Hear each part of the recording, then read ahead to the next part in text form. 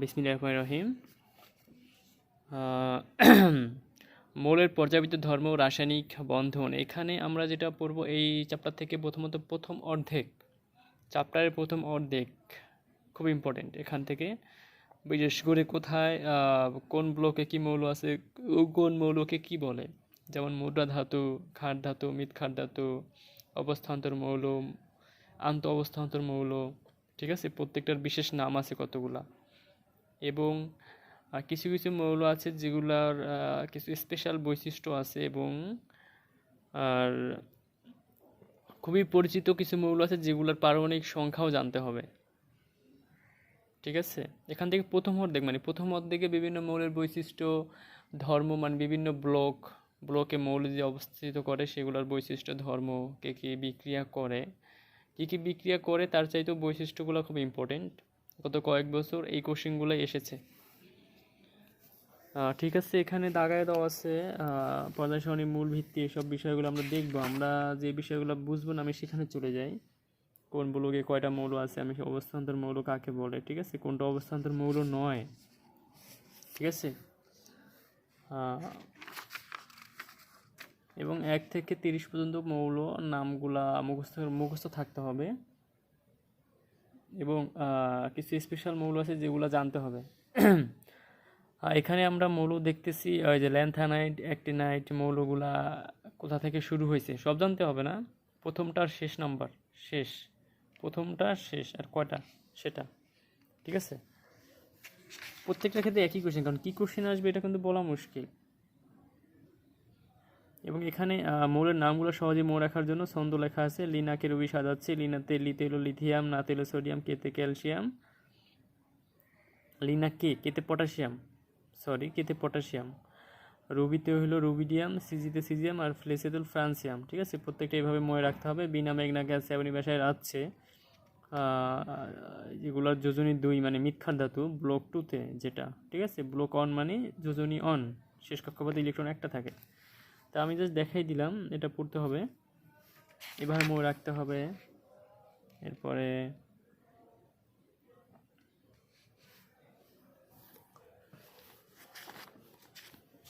এই যে পর্যায় সারণী থেকে আমাদের কিছু মৌলের নামটা মনে রাখতে হবে, সেটা হলো গ্রুপ 1 2, ঠিক আছে। এরপরে আমাদের মনে রাখতে হবে হলো এখান থেকে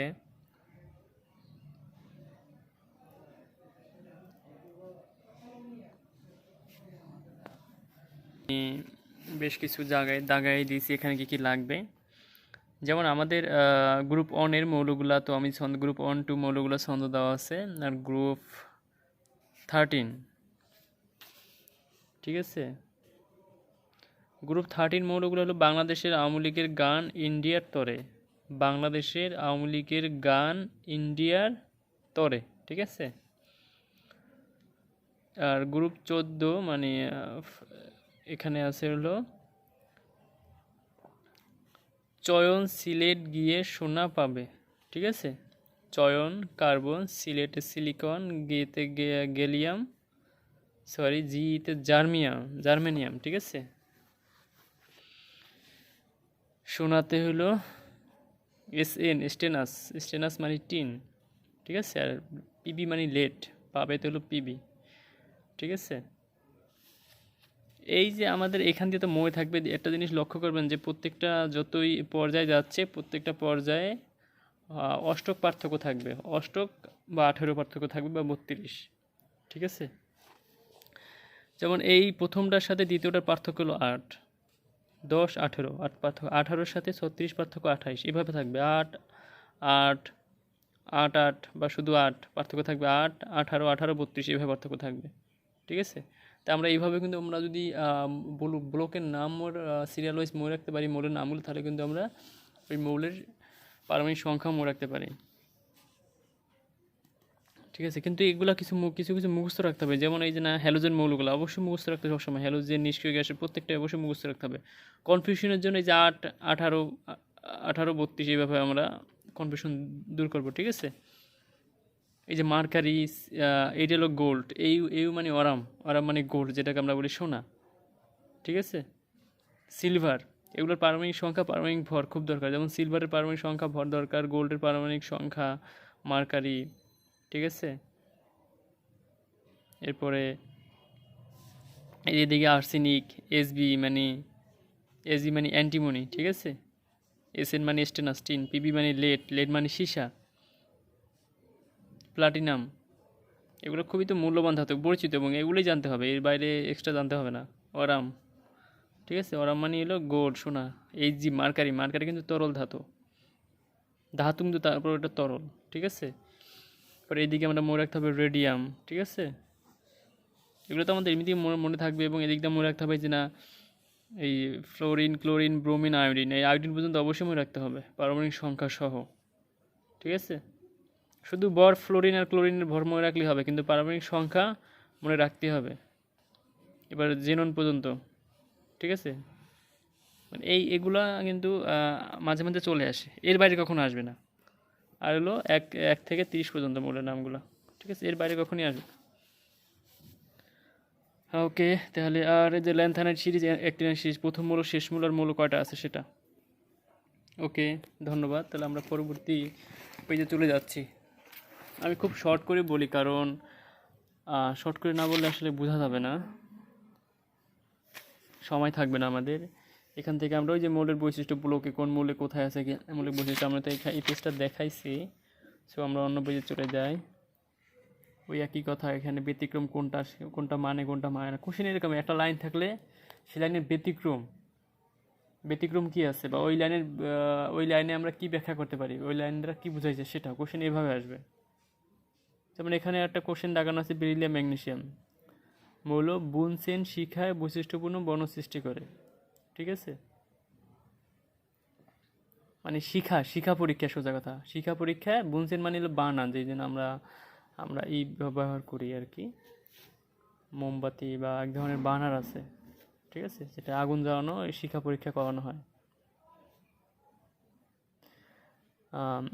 তাহলে এই পরীক্ষাটা কে দেয় না, ঠিক আছে, বৈশিষ্ট্যপূর্ণ বর্ণ সৃষ্টি করে না কে, বেরিলিয়াম ম্যাগনেসিয়াম, ঠিক আছে। কোশ্চেন আসবে নিচের কোনটি ব্যতিক্রম, শিক্ষা পরীক্ষার জন্য নিচের কোনটি ব্যতিক্রম, বা শিক্ষা পরীক্ষা দেমন দেয় না কে, এরকম কোশ্চেন আসবে। আমি কিন্তু কোশ্চেন কীভাবে সেটা বলে দিচ্ছি, সুতরাং আপনার মাঝে মাঝে সব তো আর কোশ্চেন আসলে সব লাইন দিয়ে কোশ্চেন হয়, কিন্তু সব তো আর বলা যায় না। আমি এই জন্য জাস্ট বলতেছি যে কোথায় দিয়ে কী হবে আপনাকে বুঝে নিতে হবে বাকিগুলো। যেমন এখানে আছে প্রতিনিধি মৌল, এসআরপি বল, আদর্শ বা প্রতিনিধিমূলক, বা এখানে ইংরেজি শব্দ মনে রাখতে হবে রিপ্রেজেন্টেশন, ঠিক আছে।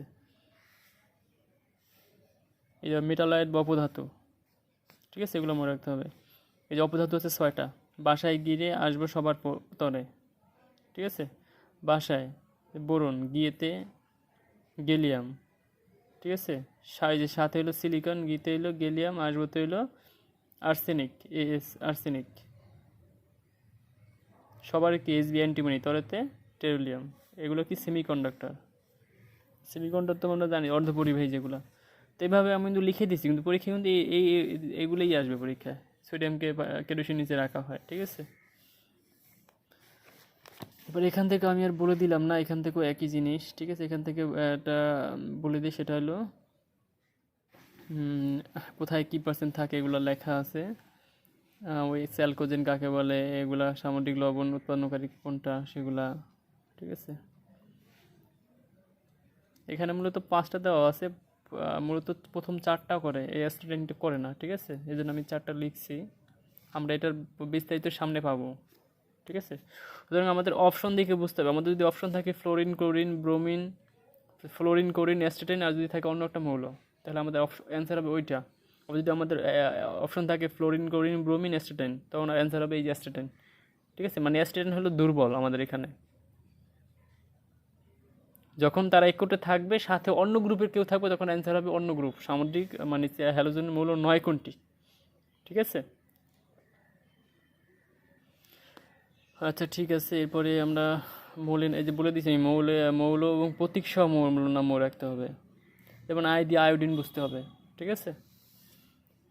এরপরে এখানে ব্যবহারগুলো খুব ইম্পর্টেন্ট, এগুলো শখ করে বা যেভাবে মনে রাখা যায় সেভাবে পড়বেন, খুব ইম্পর্টেন্ট কিন্তু এগুলো পরীক্ষা আসলে এর বাইরে কখনোই আসবে না। এখানে আমি কিছু দিয়েছি অম্লধর্মী অক্সাইড, সাধারণত অধাতুর অক্সাইডগুলো অম্লধর্মী হয়, কিছু ব্যতিক্রম আছে, সেটা আলাদা। কিছু আছে নিষ্ক্রিয়, যেমন নাইট্রাস অক্সাইড, নাইট্রোজেন ডাইঅক্সাইড এগুলো কি নিষ্ক্রিয়। যখন নাইট্রোজেন ডাইয়ের পরে যদি আরও অক্সিজেন যুক্ত হয় তখন সেটা অম্লীয় হয়, যেমন NO2, ঠিক আছে। সরি, এটা হলো NO2 হলো নাইট্রোজেন ডাইঅক্সাইড, আর NO হলো নাইট্রিক অক্সাইড, ঠিক আছে।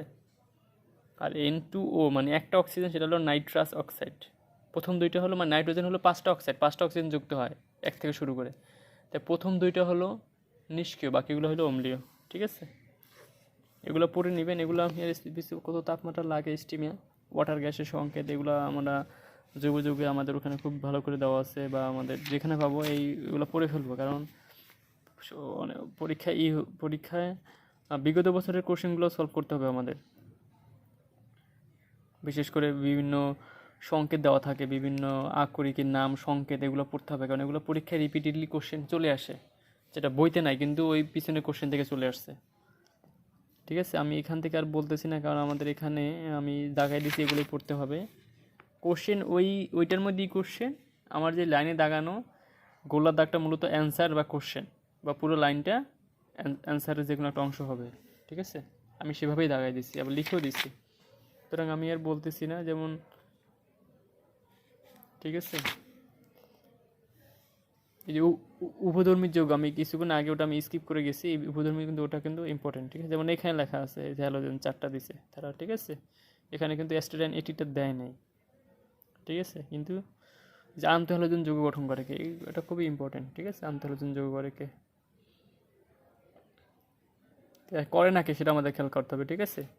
এখানে কিন্তু আমাদের বই দিছে ক্লোরিন, ব্রোমিন, আয়োডিন, করে নাকি ফ্লোরিন করে না। তো ফ্লোরিন তো নিজেই শক্তিশালী, তার সাথে সে তো আর অন্য কারোর সাথে যুক্ত হইতে পারে না, সে তার সাথে যুক্ত হবে অন্য কেউ, ঠিক আছে। তার সাথে অন্যের একাধিক মানুষ যুক্ত হবে, কিন্তু সে একাধিকবার অন্যের সাথে যুক্ত হবে না। এটা হলো আন্তঃহ্যালোজেন যৌগ, মানে নিজেদের মধ্যে যুক্ত হয়, ঠিক আছে। এরপর আমরা এগুলো পড়বো যে অসামঞ্জস্য বিক্রিয়া কাকে বলে, অসামঞ্জস্য বিক্রিয়া দেয় কারা, ঠিক আছে। জারক বিচারক উভয়ের আচরণ করলে ক্লোরিন, ঠিক আছে। এরপর নিষ্ক্রিয় গ্যাসের কোনটা ফ্লোরিনের সাথে যুক্ত হয়, সক্রিয় মৌল কোনটা যুক্ত হয়, জেনন যুক্ত হয়, ঠিক আছে। এবার আমরা আবার ওই যে ব্লকের, এখন হলো ব্লকের বিভিন্ন বৈশিষ্ট্য, এগুলো আমরা পড়ে ফেলবো। এই ব্লকগুলো আমরা পড়বো হলো একসাথে নিয়ে আসবো আমরা, S block, SPDF, D block, P block আর এফ ব্লক। আমরা একটা পেজে বৈশিষ্ট্য লিখবো, ইম্পর্টেন্ট বৈশিষ্ট্য, নাম ঠাম কী আছে এগুলো লিখে ফেলবো, অবস্থান্তরমূলক বৈশিষ্ট্য, ঠিক আছে। পরিবর্তনশীল প্যারাচুম্বক, ঠিক আছে। এখান থেকে মনে রাখবো আমরা প্রভাবক, প দিয়ে মনে রাখবো, প দিয়া প, তাহলে আমাদের মনে থাকবে, কারণ প্যারাচুম্বক আছে কি, ডাইচুম্বক আছে, প্যারাচুম্বক, ফেরোচুম্বক, অনেক কিছু আছে কিন্তু, সুতরাং আমরা মনে রাখবো প দিয়ে, ঠিক আছে। জটিল আমরা লিখে রাখবো জটিল পরি, ঠিক আছে। এখানে লিখবো আমরা জটিল পরি। যতে হলো জটিল যৌগ, পতে হলো প্রভাবক প্যারাচুম্বক পরিবর্তনশীল জারণ, আর রতে হলো রঙিন আয়ন, ঠিক আছে। অবস্থান্তর মূল কোনটা কোনটা সেটা, ঠিক আছে। এই যে স্ক্যান্ডানিয়াম আর জিঙ্ক, এই দুটো অবস্থান্তর মৌল নয়, ঠিক আছে। এই যে এক্সাম ব্যতিক্রম আছে, এখান থেকে কোশ্চেন আসবে, আমি বারবার বলে দিচ্ছি, আপনি দেখে নেবেন, ঠিক আছে। প্যারাচুম্বক পদার্থ কাকে বলে, ফেরোচুম্বক পদার্থ কাকে বলে, ডাইচুম্বক পদার্থ কাকে বলে, খুব সুন্দর করে বুঝিয়ে দেওয়া আছে এখানে। আমাদের কিন্তু এখানে কোনো বড় পারমাণবিক সংখ্যা নাই, সবই 30-এর মধ্যে। আপনি সব পাবেন 30-এর মধ্যে, বা পরিচিত আমি যেগুলো দেখাই দিলাম, এবারে কখনো পাবেন না। 30 পর্যন্ত ইলেকট্রন বিন্যাস জানতে হবে মাস্ট। আমি অলরেডি দাগাই দিয়েছি একটা পেজে, যেগুলো গুরুত্বপূর্ণ সেগুলো জানতে হবে, মাস্ট জানতে হবে। এগুলো পড়বেন, লাইগ্যান্ড কি, লাইগ্যান্ড সংখ্যা কি, এগুলো পড়বেন। এগুলো জাস্ট যেগুলো আছে, এই যে এই পেজটা আছে, জাস্ট মুখস্থ করবেন, এখানে আসলে খুব বেশি বর্ণনা করার দরকার নেই, ঠিক আছে। এখানে একটু বোঝার ব্যাপার আছে, সেটা হলো এটা ছন্দ দিয়ে পড়বেন, ঠিক আছে। সিরিয়াল ওয়াইজ পড়বেন, তাহলে মনে থাকবে ভালো, ঠিক আছে। যেমন সবুজ, সবুজ, সবুজ, 3টা সবুজ আছে, তো সবুজগুলো একসাথে পড়ে ফেলবেন, ঠিক আছে। এরপরে নীল, কপারে মনে রাখবেন যে কপারটা হয় নীল বা লাল হয়, ঠিক আছে। আর কোবাল্ট হয় গোলাপি, আর ম্যাঙ্গানিজ হয় ধূসর। তাহলে যেগুলো আলাদা আছে সেগুলো আলাদা লিখে ফেলবেন, তাহলে মনে থাকতে সুবিধা হবে। এগুলো কিন্তু পরীক্ষায় আসে, এগুলো মুখস্থ করে ফেলবেন, বিশেষ করে আকৃতিগুলো আর হলো সংকরণ, কী কী ডি অরবিটালের সংকরণ, ঠিক আছে। দেখেন এ পর্যন্ত আছে sp3, কোবাল্টের আছে sp3, এরপরে যেগুলো জটিল এগুলো দরকার নেই, সেগুলো মনে রাখবেন, ঠিক আছে। পরীক্ষা মূলত আসবে এই যে এইসব আসবে, এইসব এই আকৃতিগুলো আসবে, সংকরণগুলো আসে, কিন্তু এখানে কখনো আসেনি এখনো, ঠিক আছে, এরকম সংকরণ কখনো আসে নাই। তবে আসলে আপনার এই গঠনটা আসতে পারে, আমার কাছে মনে হচ্ছে গঠনটা, কারণ সংকরণটা আসলে একটু বুঝে বুঝে লিখতে হয়, এগুলো মুখস্থ করে হয় না, এটা একটু বুঝে বুঝতে হয়, ঠিক আছে। এই আকৃতিগুলো মনে রাখবেন, তাহলেই হবে আশা করি।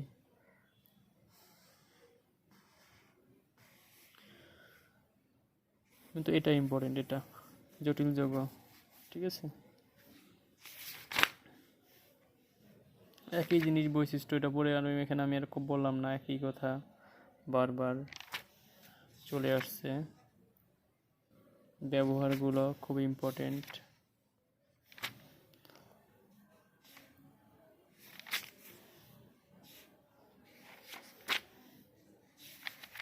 ইলেকট্রন আসক্তি কি, ইলেকট্রন আসক্তি কার বেশি, ঠিক আছে।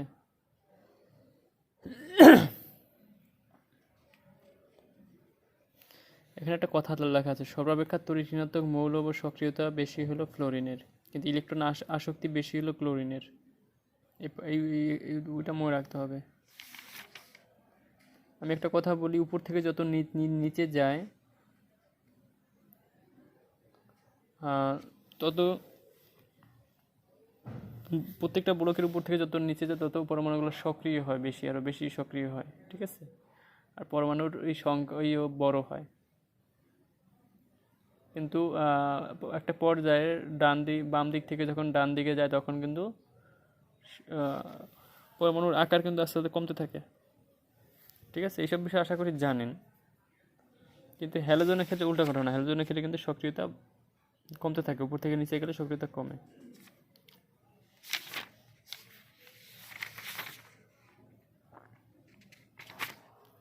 এগুলো দাগানো দেওয়া আছে, আমি এগুলো বলতেছি না, আমি বলবো যেটা বিশেষ সেটা বলি।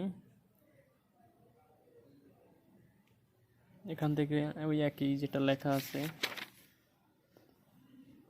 এই যেখানে লেখা আছে সক্রিয়তার বৈশিষ্ট্যগুলো লেখা আছে, এবং শুধু ব্যতিক্রম ঘটে হ্যালোজেনের ক্ষেত্রে, ঠিক আছে। এগুলো বন্ধন, আমরা এবার বন্ধন, এটা আমি যতটুকু দেখাইলাম এখন পর্যন্ত, এই যে বন্ধন মূলত এই বন্ধনগুলো তো আমি এখানে দেওয়াই আছে মোটামুটি, কোনটা কত ডিগ্রি কী কী অরবিটাল সংকরণ ঘটে, ঠিক আছে।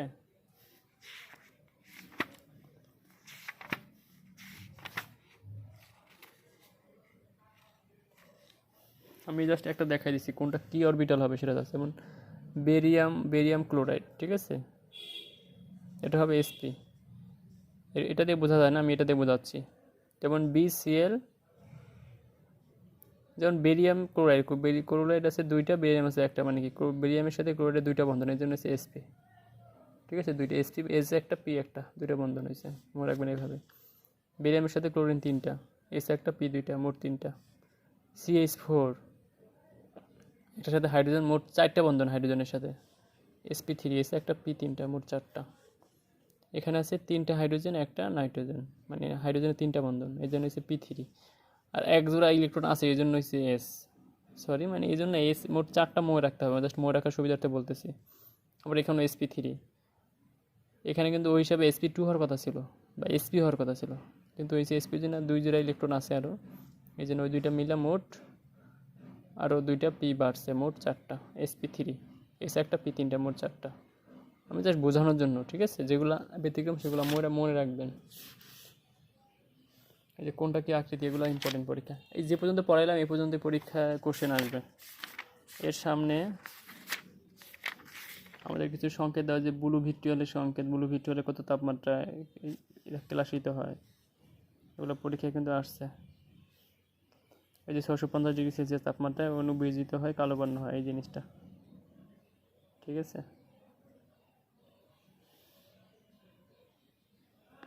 ওই যে আমি দাগায় দেওয়া আছে অলরেডি। এবার বৈশিষ্ট্য,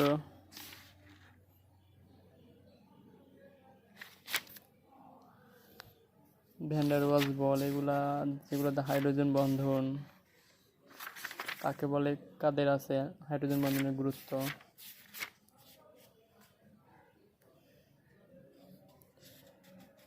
এবার হলো অক্সো অ্যাসিড, মানে অক্সিজেনের সাথে যে অ্যাসিডগুলো আছে, সালফিউরিক অ্যাসিড, সালফিউরাস অ্যাসিড। ঠিক আছে, এই ক্ষেত্রে কেন্দ্রীয় পরমাণু যার মান যার বেশি সেটাই শক্তিশালী।